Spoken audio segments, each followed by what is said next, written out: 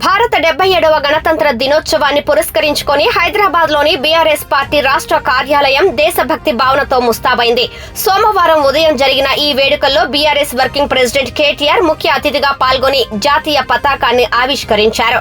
ఈ సందర్భంగా గులాబీ దళం శ్రేణులు పెద్ద ఎత్తున తరలివచ్చి జై హింద్ నినాదాలతో భవనాన్ని హోరెత్తించాయి. జెండా ఆవిష్కరణ అనంతరం కేటీఆర్ ప్రజలను ఉద్దేశించి ప్రసంగించారు. భారత రాజ్యాంగం మనందరికీ ఒక రక్షణ కవచం.